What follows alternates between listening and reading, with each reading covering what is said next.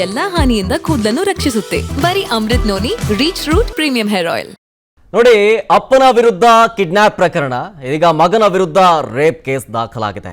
ರೇವಣ್ಣ ವಿರುದ್ಧ ಇಲ್ಲಿ ದೂರು ಕೊಟ್ಟವರಿಂದಲೇ ಮಗನ ವಿರುದ್ಧವೂ ಕೂಡ ಕೇಸನ್ನ ಕೊಡಲಾಗಿದೆ.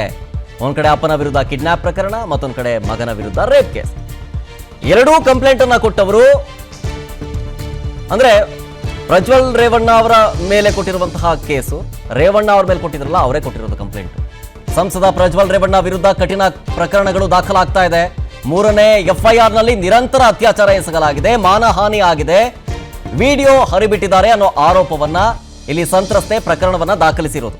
ಇನ್ನೊಂದು ಕಡೆ ಪೆನ್ ಡ್ರೈವ್ ಪಾಪಕೂಪದಲ್ಲಿ ಪ್ರಜ್ವಲ್ ಮೇಲೆ ಕೇಸ್ ದಾಖಲಾಗ್ತಾ ಇದೆ. ಪ್ರಜ್ವಲ್ ರೇವಣ್ಣ ವಿರುದ್ಧ ಇದುವರೆಗೂ ಒಂದಲ್ಲ ಎರಡಲ್ಲ 3 FIR ದಾಖಲಾಗಿದೆ. ಮೊನ್ನೆ ಅಂದ್ರೆ ಮೇ 8ನೇ ತಾರೀಕು ಬುಧವಾರ CID ಠಾಣೆಯಲ್ಲಿ ಹೊಸ FIR ದಾಖಲಾಯಿತು. ಇದು ಪ್ರಜ್ವಲ್ ರೇವಣ್ಣ ವಿರುದ್ಧ ದಾಖಲಾದ latest rape case.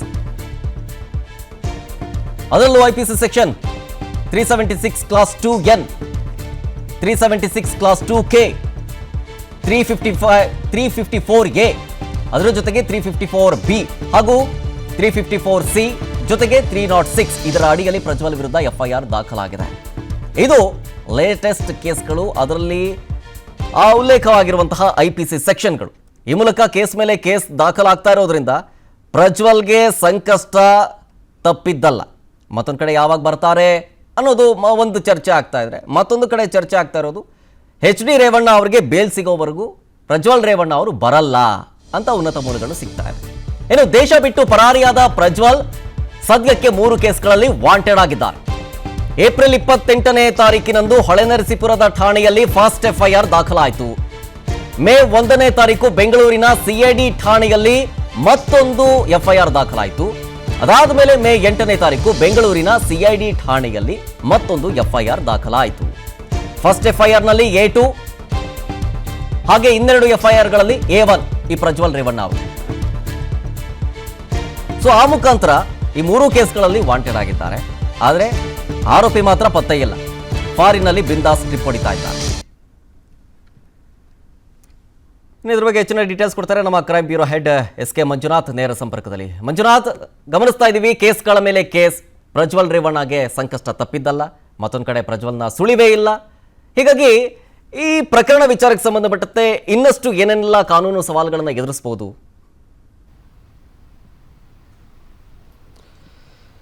ಶರತ್ತೇನು Prajwal Revanna ವಿರುದ್ಧ ಕೇಳಿ ಬಂದಿರತಕ್ಕಂಥ ಪೆನ್ ಡ್ರೈವ್ ಪ್ರಕರಣ ಏನಿದೆ, ಅಶ್ಲೀಲ ವಿಡಿಯೋಗಳ ವೈರಲ್ ಪ್ರಕರಣ ಇರ್ಬೋದು, ಜೊತೆಗೆ ಆ ವಿಡಿಯೋಗಳಲ್ಲಿ ಆತ ಏನು ಮಹಿಳೆಯರ ಮೇಲೆ ಎಸಗಿರ್ತಕ್ಕಂಥ ದೌರ್ಜನ್ಯ ಆ ಸಂಬಂಧಪಟ್ಟಂತೆ ಈಗ ಏನು SIT ತನಿಖೆ ಕೈಗೊಂಡಿದೆ, ಅದರ ಬೆನ್ನಲ್ಲೇ FIRಗಳ ಮೇಲೆ FIR, ಕೇಸ್ ಮೇಲೆ ಕೇಸು ಪ್ರಜ್ವಲ್ ರೇವಣ್ಣ ಅವರ ಮೇಲೆ ದಾಖಲಾಗ್ತಾ ಇರ್ತಕ್ಕಂಥದ್ದು. ಮೊದಲಿಗೆ 2 ಪ್ರಕರಣಗಳಲ್ಲಿ, ಅಂದರೆ ಹೊಳೆನರಸೀಪುರ ಪ್ರಕರಣದಲ್ಲಿ ಲೈಂಗಿಕ ದೌರ್ಜನ್ಯ ಪ್ರಕರಣ ಇದೆ. ಅದನ್ನು ಹೊರತುಪಡಿಸಿದ್ರೆ ಮೇ 1ನೇ ತಾರೀಕು CID ಪೊಲೀಸ್ ಠಾಣೆಯಲ್ಲಿ ಒಂದು ಪ್ರಕರಣ ದಾಖಲಾಗುತ್ತೆ. ಅದರಲ್ಲಿ ನೇರವಾಗಿ ನನ್ನ ಜೀವನದಲ್ಲಿ ನಾನು ಮಾತ್ರವಲ್ಲ, ನನ್ನ ಕೂದಲು ಕೂಡ ಆಗಿರ್ಬೇಕು ಸ್ಟ್ರಾಂಗ್ ಅಂಡ್ ಸ್ಟೈಲಿಶ್. ಬರೀ Amrut noni reach root premium hair oil ನೊಂದಿಗೆ. Reach root premium hair oil. Prajwal Revanna ಅವರೇ ಅತ್ಯಾಚಾರ ಎಸಗಿದ್ದಾರೆ ಅಂತ ಒಬ್ಬ ಸಂತ್ರಸ್ತೆ ಆಕೆಯ ಮೇಲೆ ಆತನ ಮೇಲೆ ಆರೋಪ ಮಾಡಿ FIR ಅನ್ನು ದಾಖಲು ಮಾಡಿದ್ದಾರೆ. ಅದು ಇನ್ನು ಅದಾದ ಬಳಿಕ ಏನು ಒಂದು ಕಿಡ್ನಾಪ್ ಪ್ರಕರಣ ಆಗುತ್ತೆ, ಅದರ ಪ್ರಕರಣದಲ್ಲಿ ರೇವಣ್ಣ ಅವರು ಬಂಧನಕ್ಕೊಳಗಾಗ್ತಾರೆ. ಬಂಧನಕ್ಕೊಳಗಾಗಿ ಸದ್ಯ ನ್ಯಾಯಾಂಗ ಬಂಧನದಲ್ಲಿ ಪರಪ್ಪನ ಅಗ್ರಹಾರ ಜೈಲನ್ನು ಸಹ ಸೇರಿದ್ದಾರೆ.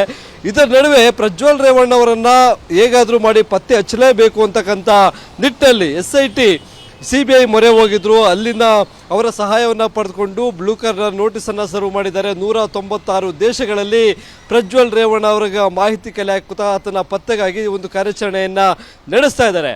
ಆತ ಇಂಥದ್ದೇ ದೇಶದಲ್ಲಿದ್ದಾನೆ, ಈಗ ಇದ್ದಾನೆ ಅನ್ನೋದು ಗೊತ್ತಾದ ಬಳಿಕ ಮತ್ತೆ ಕಾನೂನು ಪ್ರಕ್ರಿಯೆ ನಡೆಸಿ ಆತನ ಬಂಧನಕ್ಕಾಗಿ ನ್ಯಾಯಾಲಯದ ಮೊರೆ ಹೋಗಿ ವಾರೆಂಟನ್ನು ತೆಗೆದುಕೊಂಡು ಮತ್ತೆ ರೆಡ್ ಕಾರ್ನರ್ ನೋಟಿಸನ್ನು ಸರ್ವ್ ಮಾಡೋ ಮುಖಾಂತರ ಪ್ರಜ್ವಲ್ ರೇವಣ್ಣ ಅವ್ರನ್ನ ಬಂಧಿಸುವಂಥ ಕೆಲಸಕ್ಕೆ SIT ಮುಂದಾಗುತ್ತೆ. ಇನ್ನೇನು ಈಗಾಗಲೇ ಬ್ಲೂ ಕಾರ್ನರ್ ನೋಟಿಸನ್ನು ಸರ್ವ್ ಮಾಡಿದ್ದಾರೆ, ಅದರಿಂದ ಯಾವುದೇ ಉಪಾಯ ಆಗಿಲ್ಲ, ಯಾವುದೇ ಮಾಹಿತಿ ಸಿಕ್ಕಿಲ್ಲ ಅಂತಕ್ಕಂಥದ್ದು ಈಗ ಗೊತ್ತಾಗ್ತಾ ಇದೆ.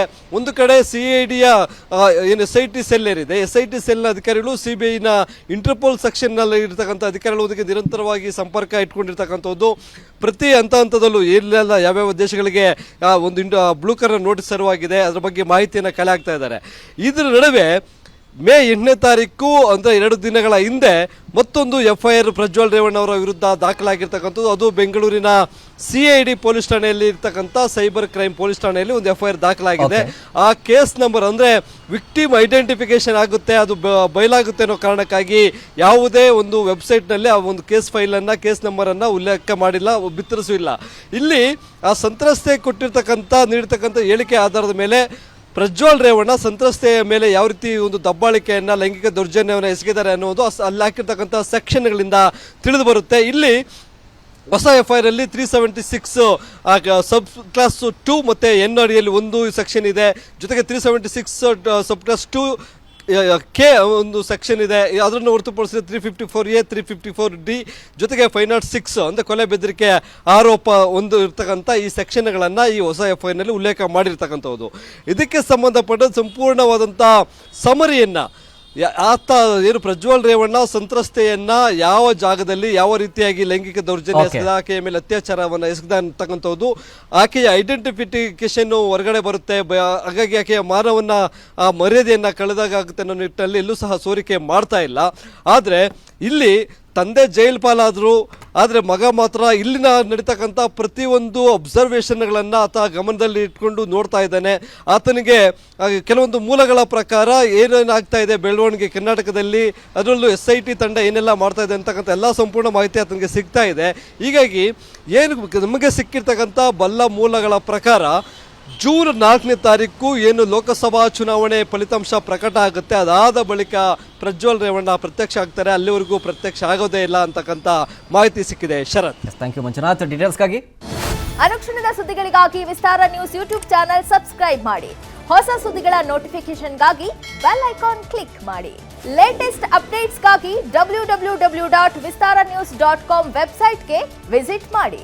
ಅಂಗೈಯಲ್ಲೇ ಜಗತ್ತಿನ ಸುದ್ದಿ ತಿಳಿಯಲು ವಿಸ್ತಾರ ನ್ಯೂಸ್ ಕನ್ನಡ ಆಪ್ ಡೌನ್ಲೋಡ್ ಮಾಡಿ.